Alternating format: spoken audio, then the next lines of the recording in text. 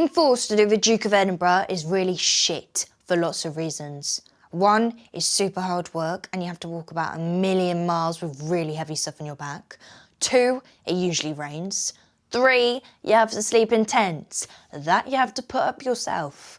Four, only absolute geeks and survivors choose to do it.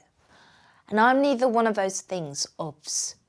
My mum's new boyfriend Malcolm thought it would do me good.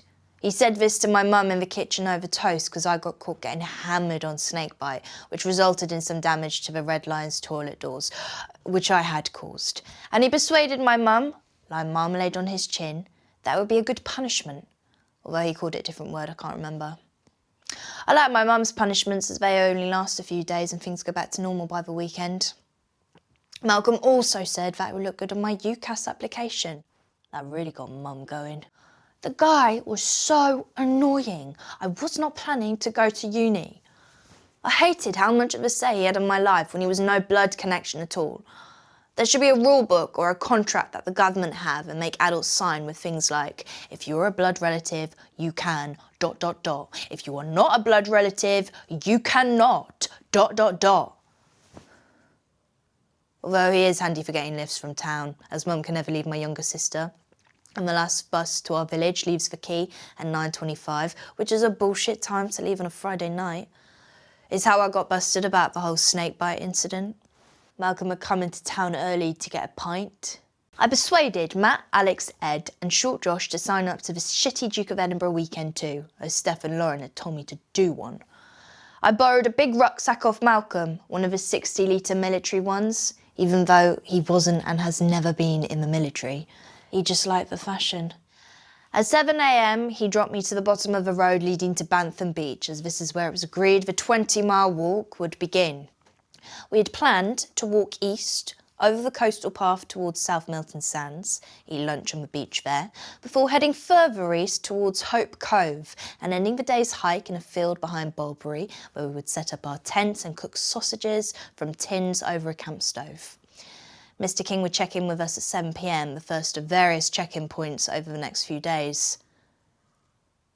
3 minutes into walking, and I had had enough. It was all uphill. People who walk around with heavy weights on their back for fun are twats. None of the boys would carry my stuff for me because they were all knobheads, but Short Josh said he could get his older brother to drive us to our first camping spot. Andrew turned up in their dad's Volvo with the back seats already folded down, and we lay in there side by side on top of loads of wooden for sale signs. We didn't want to risk being seen, as now we all actually really wanted to get the Duke of Edinburgh award. As apparently it would help us get other stuff, not just uni, as it showed we could achieve things. That first day was a piece of piss. We had our tents up by lunch and a proper campfire that we were cooking the sausages from tins on. All went well with Mr. King's check-in, and he was very pleased with our progress. The next day, Andrew was doing viewings around the area, so we spent the time in a pub garden in Marlborough before he drove us to our next checkpoint, a field. Andrew had said that we could sleep the night on the floor of a converted barn he was selling at the top of Salcombe, so we only bothered with putting the outer bit of a tent up for Mr. King's check-in. That night, after silly drink and weed chats, we were all in a pile on the floor, our sleeping bags unzipped to create one massive duvet, giggling about some shit that probably wasn't even funny. And I got that feeling I get when I absolutely know I want something to touch my fanny. A toe had been pressing against my knee, so I manoeuvred myself into a position where it could approach the area. It had its sock off, and with some unspoken magic, it seemed to get the gist of where it needed to head towards, even though it was dark and had no eyes. I felt it jab carefully around the top of my inner thigh for a bit, so I opened my legs further to help guide it on its way. As it continued its journey, thoughts of the athlete's foot and not even fancying Alex rushed through my mind, but my fanny had other thoughts.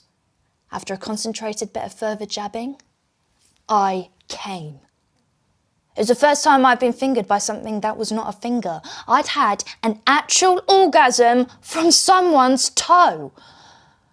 And it really changed the way I considered my fanny after that, what it could achieve. Alex and I never spoke of it, although I did get Steph to ask him in woodwork if he'd ever had a verruca, which he hadn't.